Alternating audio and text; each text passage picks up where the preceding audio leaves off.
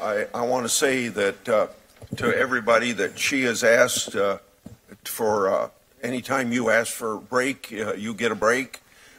Anytime there's something that you need you don't have, just ask us. And you can have as much time for your opening statement as you want. Just generally let us know if there's any issues. Proceed, please.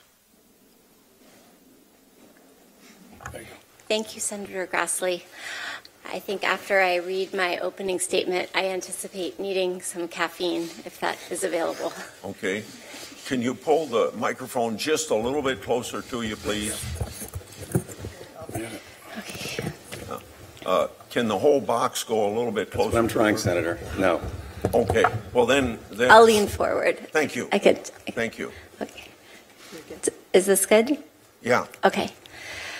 Thank you, Chairman Grassley and Ranking Member Feinstein, members of the committee. My name is Christine Blasey Ford. I am a professor of psychology at Palo Alto University and a research psychologist at the Stanford University School of Medicine. I won't detail my educational background since it has already been summarized. I have been married to Russell Ford since 2002, and we have 2 children. I am here today not because I want to be. I am terrified. I am here because I believe it is my civic duty to tell you what happened to me while Brett Kavanaugh and I were in high school. I have described the events publicly before. I summarized them in my letter to Ranking Member Feinstein and again in a letter to Chairman Grassley. I understand and appreciate the importance of your hearing from me directly about what happened to me and the impact that it has had on my life and on my family. I grew up in the suburbs of Washington, D.C. I attended the Holton Arms School in Bethesda, Maryland from 1978 to 1984. Holton Arms is an all-girls school that opened in 1901.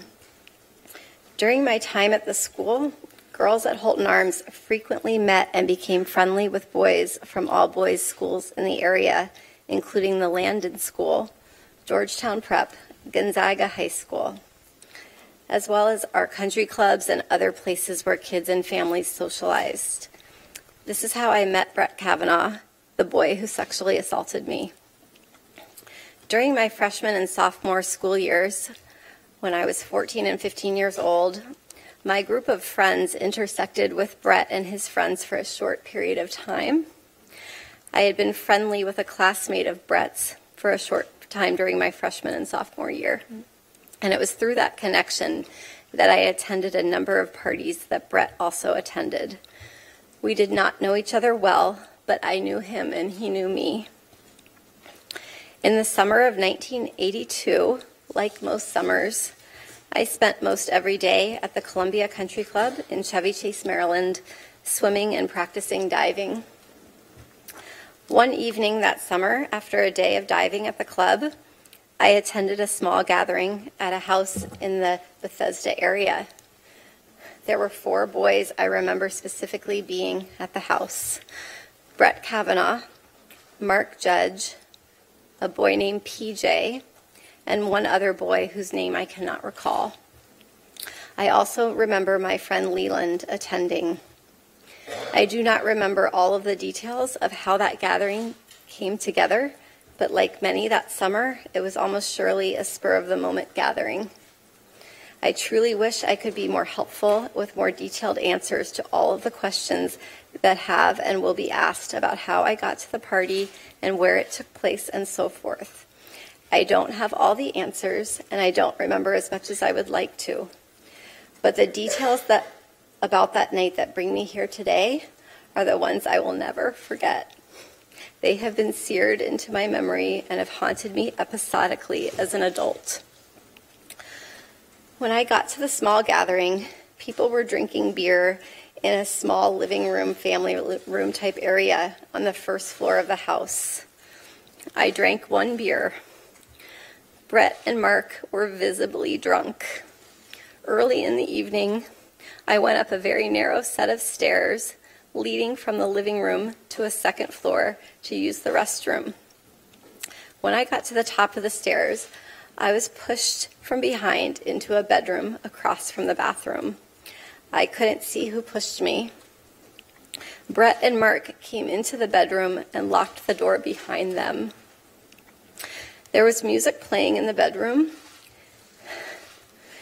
It was turned up louder by either Brett or Mark once we were in the room. I was pushed onto the bed, and Brett got on top of me. He began running his hands over my body and grinding into me. I yelled, hoping that someone downstairs might hear me, and I tried to get away from him, but his weight was heavy. Brett groped me and tried to take off my clothes. He had a hard time because he was very inebriated, and because I was wearing a one-piece bathing suit underneath my clothing. I believed he was going to rape me. I tried to yell for help. When I did, Brett put his hand over my mouth to stop me from yelling. This is what terrified me the most and has had the most lasting impact on my life. It was hard for me to breathe, and I thought that Brett was accidentally going to kill me. Both Brett and Mark were drunkenly laughing during the attack. They seemed to be having a very good time. Mark seemed ambivalent, at times urging Brett on, and at times telling him to stop. A couple of times I made eye contact with Mark and thought he might try to help me, but he did not. During this assault, Mark came over and jumped on the bed twice while Brett was on top of me. And the last time that he did this, we toppled over and Brett was no longer on top of me. I was able to get up and run out of the room. Directly across from the bedroom was a small bathroom. I ran inside the bathroom and locked the door. I waited until I heard Brett and Mark leave the bedroom, laughing, and loudly walk down the narrow stairway, pinballing off the walls on the way down. I waited, and when I did not hear them come back up the stairs, I left the bathroom, went down the same stairwell, through the living room, and left the house. I remember being on the street and feeling an enormous sense of relief that I had escaped that house and that Brett and Mark were not coming outside after me. Brett's assault on me drastically altered my life. For a very long time, I was too afraid and ashamed to tell anyone these details. I did not want to tell my parents that I, at age 15, was in a house without any parents present, drinking beer with boys. I convinced myself that because Brett did not rape me, I should just move on and just pretend that it didn't happen. Over the years, I told very, very few friends that I had this traumatic experience. I told my husband before we were married that I had experienced a sexual assault. I had never told the details to anyone, the specific details, until May 2012 during a couples counseling session. The reason this came up in counseling is that my husband and I had completed a very extensive, very long remodel of our home, and I insisted on a second front door, an idea that he and others disagreed with and could not understand. In explaining why I wanted a second front door, I began to describe the assault in detail. I recall saying that the boy who assaulted me could someday be on the U.S. Supreme Court and spoke a bit about his background at an elitist all-boys school in Bethesda, Maryland. My husband recalls that I named my attacker as Brett Kavanaugh. After that May 2012 therapy session, I did my best to ignore the memories of the assault because recounting them caused me to relive the experience and caused panic and anxiety. Occasionally, I would discuss the assault in an individual therapy session, but talking about it caused more reliving of the trauma, so I tried not to think about it or discuss it. But over the years, I went through periods where I thought about the attack. I had confided in some close friends that I had had an experience with sexual assault. Occasionally, I stated that my assailant was a prominent lawyer or judge, but I did not use his name. I do not recall each person I spoke to about Brett's assault, and some friends have reminded me of these conversations since the publication of the Washington Post story on September 16, 2018. But until July 2018, I had never named Mr. Kavanaugh as my attacker outside of therapy. This changed in early July 2018. I saw press reports stating that Brett Kavanaugh was on the short list of a list of very well-qualified Supreme Court nominees. I thought it was my civic duty to relay the information I had about Mr. Kavanaugh's conduct so that those considering his nomination would know about this assault. On July 6th, I had a sense of urgency to relay the information to the Senate and the President as soon as possible before a nominee was selected. I did not know how specifically to do this. I called my congressional representative and let her receptionist know that someone on the President's shortlist had attacked me. I also sent a message to the encrypted Washington Post confidential tip line. I did not use my name, but I provided the names of Brett Kavanaugh and Mark Judge. I stated that Mr. Kavanaugh had assaulted me in the 1980s in Maryland. This was an extremely hard thing for me to do, but I felt that I couldn't not do it. Over the next 2 days, I told a couple of close friends on the beach in Aptos, California, that Mr. Kavanaugh had sexually assaulted me. I was very conflicted as to whether to speak out.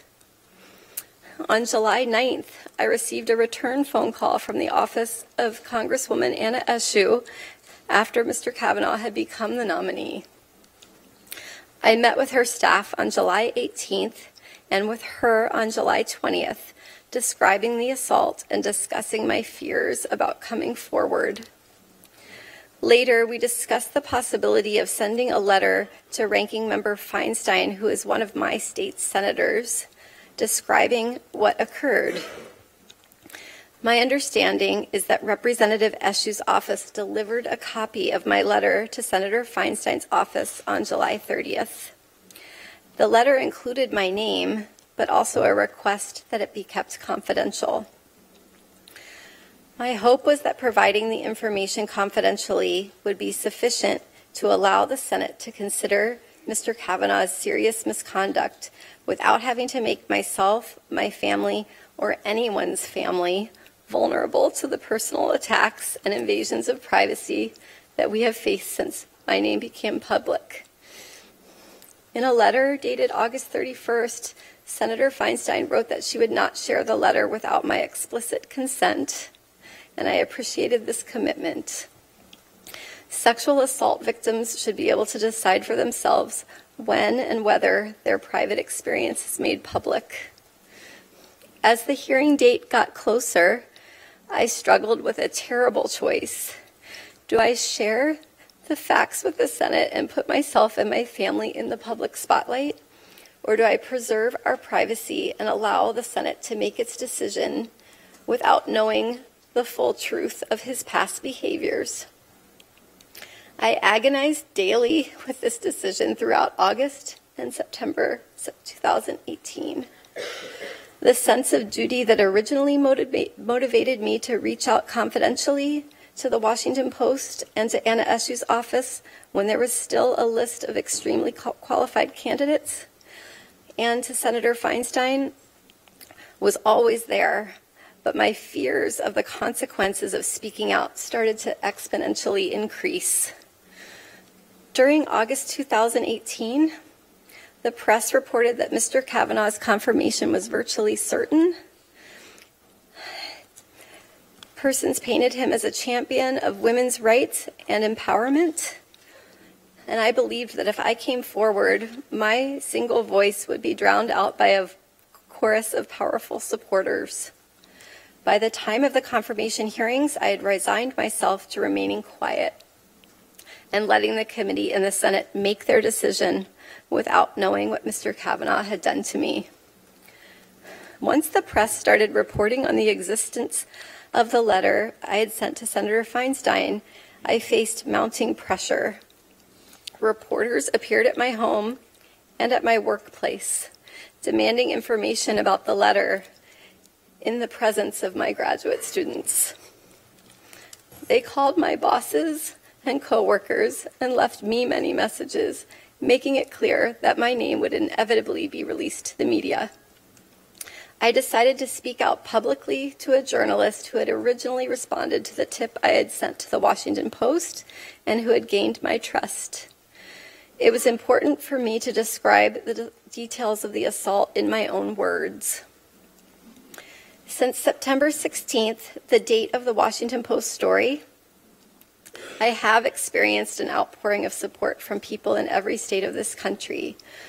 Thousands and thousands of people who have had their lives dramatically altered by sexual violence have reached out to share their experience and have thanked me for coming forward. We have received tremendous support from our friends and our community. At the same time, my greatest fears have been realized, and the reality has been far worse than what I expected. My family and I have been the target of constant harassment and death threats, and I have been called the most vile and hateful names imaginable.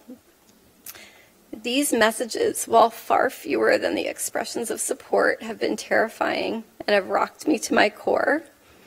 People have posted my personal information and that of my parents online on the internet. This has resulted in additional emails, calls, and threats. My family and I were forced to move out of our home. Since September 16th, my family and I have been visiting in various secure locales, at times separated and at times together, with the help of security guards. This past Tuesday evening, my work email was hacked and messages were sent out trying to recant my description of the sexual assault. Apart from the assault itself, these past couple of weeks have been the hardest of my life. I've had to relive this trauma in front of the world, and I've seen my life picked apart by people on television, on Twitter, other social media, other media, and in this body who have never met me or spoken with me. I have been accused of acting out of partisan political motives. Those who say that do not know me. I am an independent person and I am no one's pawn. My motivation in coming forward was to be helpful and to provide facts about how Mr. Kavanaugh's actions have damaged my life so that you could take into a serious consideration as you make your decision about how to proceed. It is not my responsibility to determine whether Mr. Kavanaugh deserves to sit on the Supreme Court. My responsibility is to tell you the truth. I understand that a professional prosecutor has been hired to ask me questions, and I'm committed to doing my very best to answer them. I have never been questioned by a prosecutor, and I will do my best. At the same time, because the committee members will be judging my credibility, I do hope to be able to engage directly with each of you. And at this point, I will do my best to answer your questions and would request some caffeine. A Coke or something? That sounds good. That would be great. Thank Thank you. Thank you very much. Before I use my 5 minutes of questioning, I thought that I'd try to remind my colleagues, and in this case, Ms. Mitchell as well, that the 5 minutes, the way